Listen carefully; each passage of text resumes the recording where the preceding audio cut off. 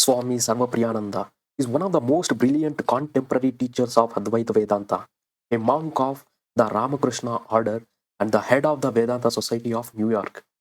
He makes him extraordinary is not just his knowledge, but his ability to explain the deepest spiritual truths in a simple, logical, modern, and relatable way.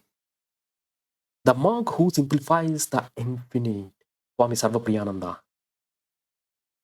His life and mission. Swami Sarvapriyananda has dedicated his life to one mission to make the wisdom of Upanishad, Bhagavad Gita, and Advaita Vedanta accessible to everyone from scientists to students.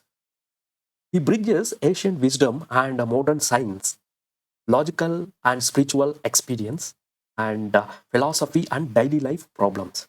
His talks attract seekers from across the world because he explains the nature of consciousness in a way that even beginners can understand it is very easily. His teaching style clear, logical, and transformational. Swami Sarvapriyananda has a unique ability to take abstract concepts, self, consciousness, Maya, karma, liberation, and explains them with simple examples, sharp reasoning, real life stories, humor, and clarity. He often says, you don't have to become spiritual, you already are the spirit.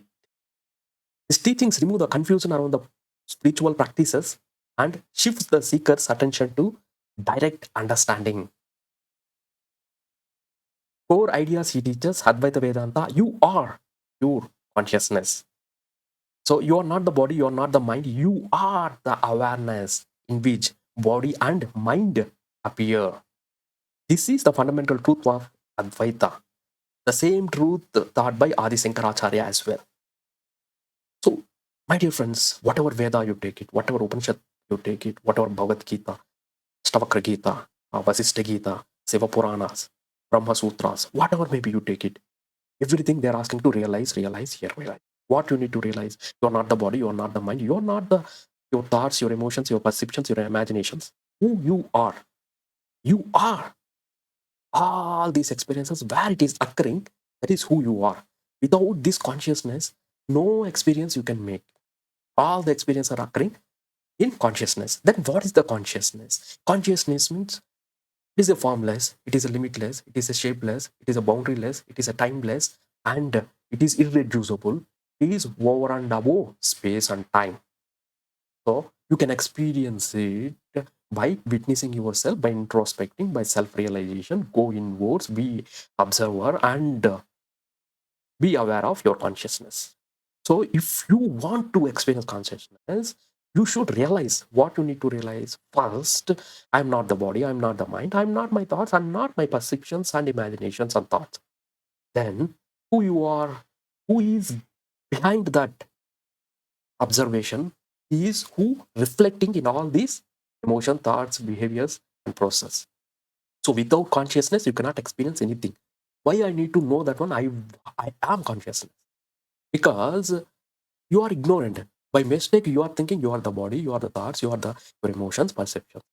That is your ignorance. When you know that one, you are not that, you are pure reflection of your consciousness, then everything is gone. You become a freedom, you become a liberation, right? You will get the moksha. So the idea here is, okay, if I think myself I am a body, what is the problem? You are ignorant.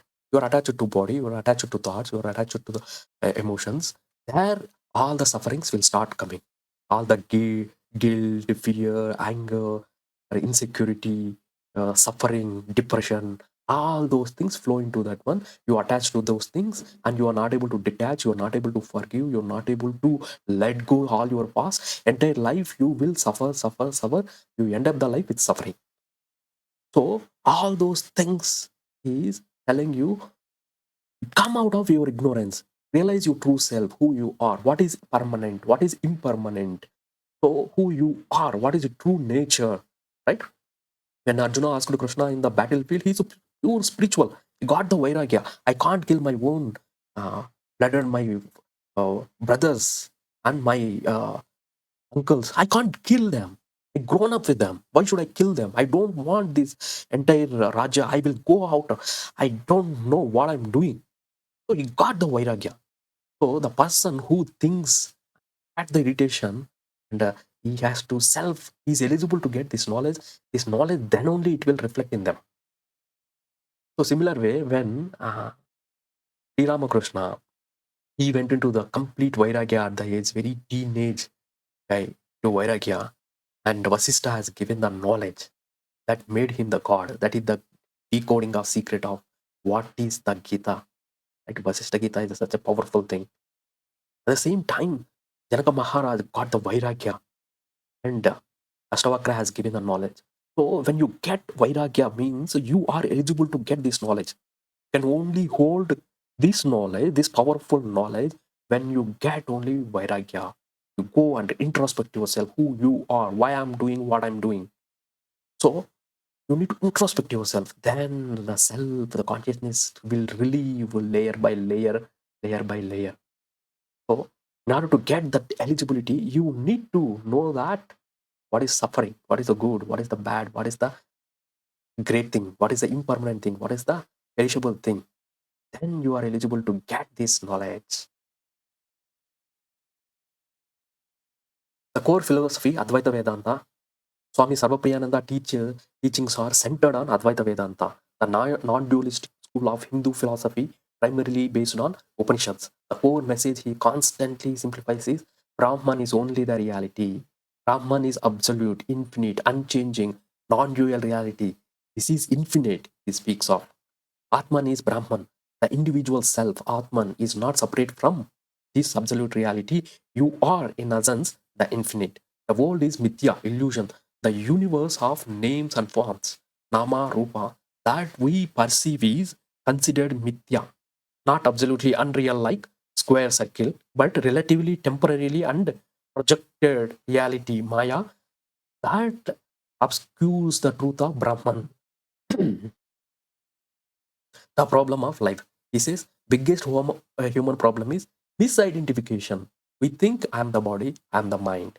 And this leads to fear, anxiety, desires, attachments, sufferings, and so many of miseries will occur because of attachment and misidentification of I am the body, I am the mind, right? So that is where the sufferings will arise. That is starting point. That ignorance is the starting point for all those things. This entire Advaita Vedanta and Upanishad, Gita, Saram, everything making you to realize and come out of that suffering and live the life with joy. So you are Satchit Ananda, you are existence, consciousness, bliss. You are eternal, you are beyond space, time, and you are part of infinite.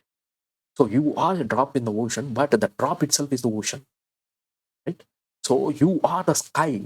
That sky is constant, only clouds will come and go, come and go. Everything is impermanent, right? So when you know that one, these things, you will realize that one, you detach yourself from your body, your mind, thoughts, and imaginations, and you see yourself completely separate self. So then you can let go of all your sufferings, all your anxiety, depression, miseries, and fears, anxiety, right? Insecurities. So all those things you can let go, and you can accept the people and situation, and you can make yourself more powerful. You less judge the people, you forgive the people, and you can manifest anything, and you can heal anything. So you can lead the life very joyfully once you realize. So that is the liberation and freedom. So you have to realize I am the witness consciousness, unattached and free. So these are whole concept in different example, different multiplications. Whoever speaks about spirituality, they want to realize first this, so that you will be liberated, you will be joyful, you will be detached from all your sufferings. That is the whole concept. Meditation not doing but being. Sarvapriyananda beautifully explains meditation as not forcing the mind, not stopping the thoughts, simply recognizing presence of awareness. Awareness always in the present. You don't create it, it just notices. Because you never attach to your thoughts. You just observe it. Okay, whatever good thought comes, just observe it. Bad thought comes, just observe it. Never ever attach to it. When attachment starts, suffering starts. Be an observer. And even in materialistic world, you might be doing your own work. You might be attached to your family and lot of things. But Be aware in the meditation. You detach yourself, see yourself pure consciousness, and aware that you are not the body, mind, and thoughts and emotions. So simplifies consciousness as a key. Consciousness bridges the gap between the infinite and individual. So the subjective experience of awareness, which always present in every nature of Brahman, he often engages with modern philosophy and neuroscience to argue the consciousness unconditioned awareness. So when you start realizing that one your true nature as a consciousness, you will deal with the sufferings, anxiety, fear of death, and finding lasting happiness. All are addressed by pointing back to the truth. Your true nature is unchanging, blissful, infinite consciousness, which is untouched by changing circumstances of mind and body. It's the pure reflection of all your experiences. Whatever you are experiencing is because of consciousness. Without consciousness, you can't experience anything. Whatever you are seeing through consciousness, you're hearing through consciousness, you're talking through consciousness, all whatever you're experiencing, all our experiences occur in consciousness. Without consciousness, you can't experience anything. The power of dialogue. Yeah. So, discussions and dialogues between scholars, scientists, and non-dual teachers making Vedanta insights perhaps-able across cultural and academic boundaries. So, one of the famous analogies is rope and snake. The rope in the dim light looks like a snake, yet you get scared. But once you shine light, you see it was always a rope. The snake disappears not by killing it, but through knowledge. Your suffering disappears when you realize your true self. So now the greatest example in Vedanta, my friend. You just need to realize who you are. You are already that. You are a pure joy. You are the pure bliss, ananda, consciousness. So because of lot of these memories, attachment, impressions, which is made your mind with a lot of dirt, saying that you are not this, you are the body, you are the mind, you get suffer the life. It's just like a front mirror. If you don't clean it for 1 week, all dirt will cover it. So you need to clean it time to time. Otherwise, you can't drive. Similar way, you need to clean yourself in the meditation so that you need to tell to yourself, you need to realize, you need to remember who you are, or not the body, mind, thoughts, or imaginations. So that is all this Vedanta. So, so always happiness is not outside, it is within your nature. You are already the happiness, you are already the joy. This is not something you gain, it is what you already are. Average is not in the nature, it is your current reality hidden by ignorance. So he does not ask you to believe everything, he invites to realize everything. Once you realize everything, all sufferings will go away. That is the objective of all spiritual seekings. To know the self, it is to know everything. Because the self is the sources of all experiences. The idea of all those Vedantas, Upanishads, Gita, Saramsams, and the Shiva Sutras, so all those things are introducing yourself to you. What is your true self?